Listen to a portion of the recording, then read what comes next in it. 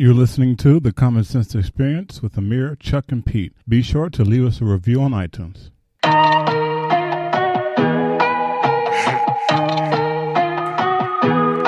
Hey man, sometimes you just gotta talk your shit. More than music. Out of this world I'm going. No, I was never a human. What type of time you on? In different zones I'm moving.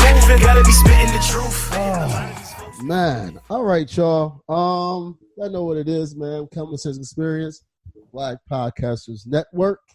I know what it is, though, man. Myself, Amir, Chuck, Pete. Yo, let's go ahead, man. Let's get right with the shits, y'all. All right, man. My mic sounds nice. Check one. Right. Some people's mics haven't been sounding nice though. Shout out to Corey Holcomb.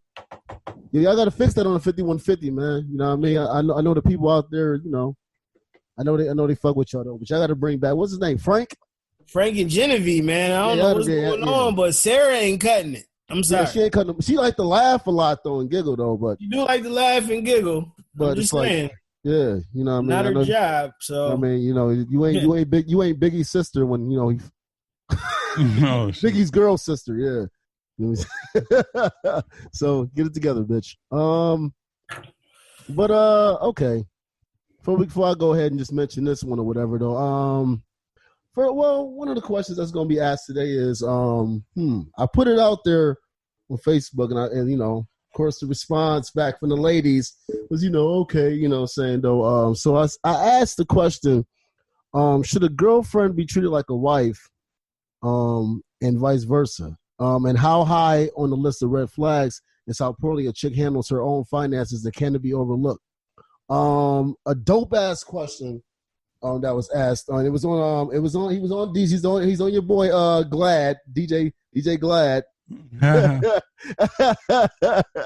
But Chuck D was on there and he said a dope ass quote. He said, older generations are supposed to usher in younger generations into leadership, not desperation. I thought that was a very powerful message. So I kind of want to get your thoughts on that. And do you think that we have been conditioned to believe we can be leaders for the future and not in our present?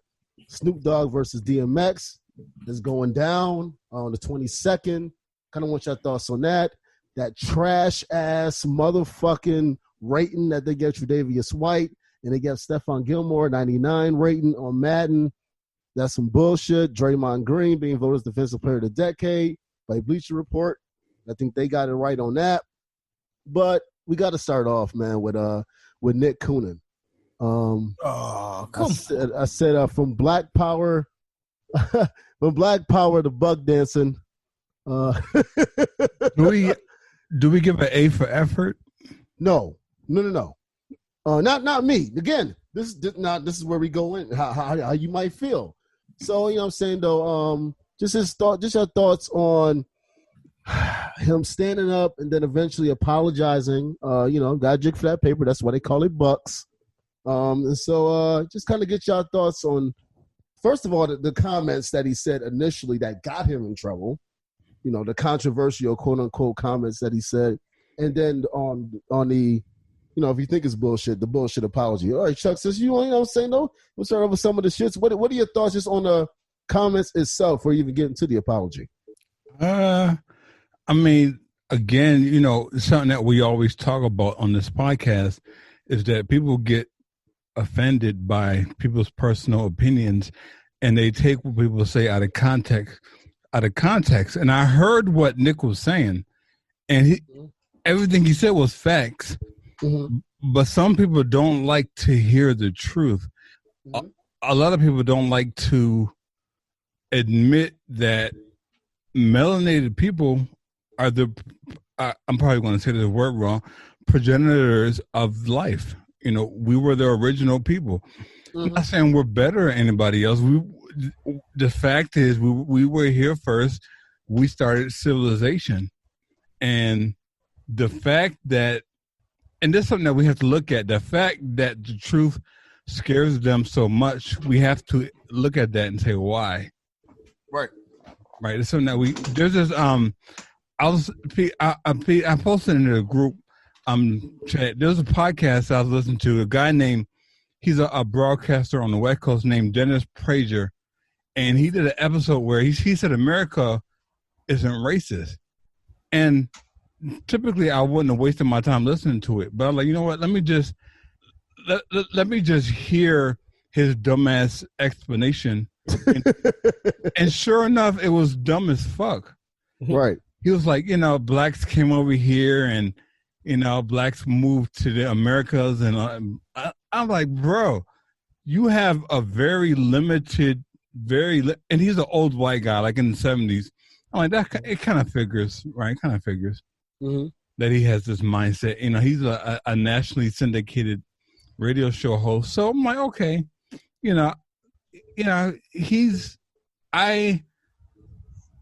viewpoint, being in his demographic, I wouldn't expect anything different, because Rush Limbaugh is the same way. Okay. Like Rush Limbaugh apparently has a black wife, but a lot of shit he says on the air is questionable. And I'm like, yo, you can't be that naive, bro. Like, oh, man. Let me tell you, bro, if I had the platform, or I do have a platform, I would call this nigga out, or wigger. Let me say wigger, not nigga. I would call this wigger out. Like, yo, and you're only stating one side of shit. So to kind of circle back to the Nick Cannon issue, again, Nick Cannon was speaking truth, and people took that the wrong way, took it out of context. And, they calling him anti-Jew because he said what he said. It's the dumbest shit ever. Like, that shit doesn't make any sense to me at all. Do you think though that they took it out of context, or is it a bigger agenda to purposefully take it out of context? That's a good question. Yeah, it definitely was because I heard what he said one time and it made sense to me. So, and I'm not the sharpest tool in the box. So I'm pretty sure there's a lot of other people who heard what I heard it the way I heard it, but chose to put a meaning on it that was negative. The spin doctors at work. Pretty much. And then again, I do give Nick Cannon an A for the moves he's been making lately, an A for effort, but he's still, he got kicked off a Wild and Out, so his sense of validation was stripped away from him when he got rejected by Hollywood. Yeah. Well, you can't serve two masters. You can't. It's impossible. Can't serve two masters, man. That whole validation thing, though, man. Pete, what are your thoughts? Just on the comments. I guess we can get into the apology aspect of it, though, and to our complete petty. But just on the comments that you heard from him with Professor Griff, what are your thoughts on that?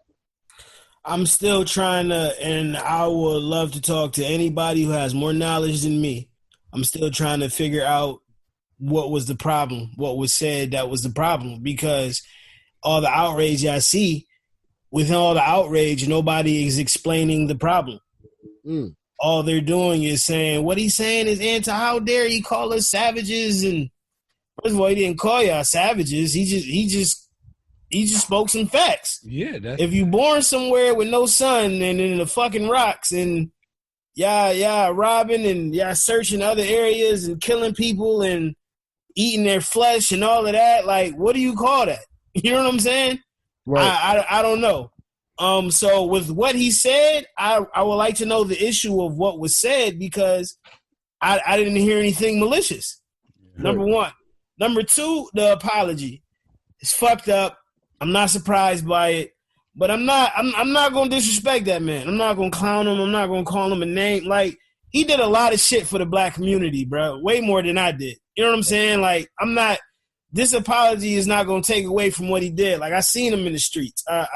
I know he made donations. I know he's from California. I heard what he did for his hood and everything else. So, I mean, I can't. Maybe he need help. I don't know. Like, cause I just saw he post some shit like y'all can have his planet. He post some suicidal thoughts afterwards. So I hope he cool. I hope he ain't thinking about going that route. I don't know, man. We in the world where I get it. You know, it's easy to call out shit, but I think it's more divisive, especially coming from our own people, rather than like focusing on what he said in the beginning, which was truth.